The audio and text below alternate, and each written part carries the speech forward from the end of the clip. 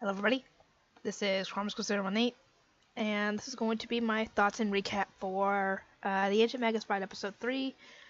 Last episode I made this, I apologize because I didn't mention them going to, Greenland? To investigate the whole thing involving dragons being more active, and a dragon ended up grabbing Chisei and flying off with her. And in this episode, it shows them heading to the Land of Dragons. And the guy who's the caretaker is the one who had, essentially, the dragon grab her. Thing is, though, that when they get there, we find that Elias was actually in her shadow the whole time. Which makes sense. And he's actually a friend of Elias's, which is surprising. Thinking I can't even remember the guy's name is. I apologize if I don't remember names well. There's two names I do not remember. And the caretaker's name, and the old dragon that's going to die. And essentially, Chisei starts to play with, the younger dragons, the little kid ones, while Elias and I can't remember what the guy's name is. I think it starts with an L. I can't remember. They chat for a bit, and we actually find out from the old dragon that's sitting there, he's essentially near the end of his life. He could essentially die any day now. And he's content with death because, as we all know, death comes to us all.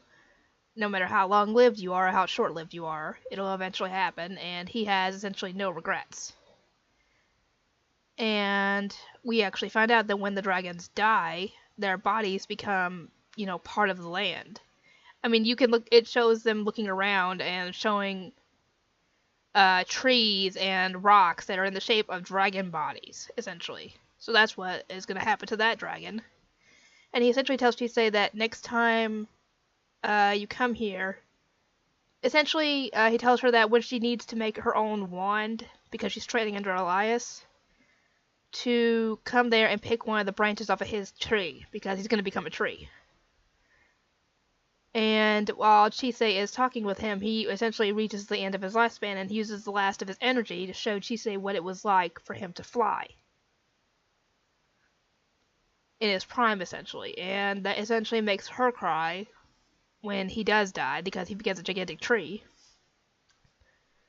And essentially, it brings a bit of a nice way to talk about death in this show, because and then again, it's nice anyway because death does come to us all eventually. We might not like it because we leave behind loved ones, and their loved ones are essentially left alone and mourning you, but as long as you live a fulfilling life and don't regret anything you've done in life, you essentially live a good life, and you should have no regrets.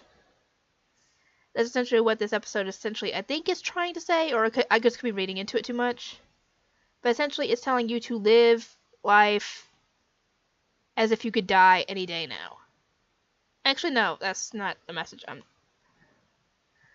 The message is essentially try and make every choice count so you have no regrets when you do pass on.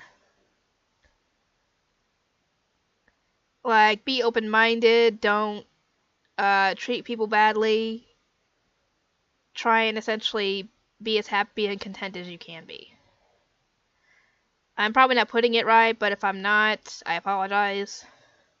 But there's not too much that happens in this episode besides that stuff. But I hope you guys enjoy the reaction. I will try and get some more videos up today before I go into work, because I just got wide sleep. But anyway, I hope you guys enjoyed it, and I will see you all next time.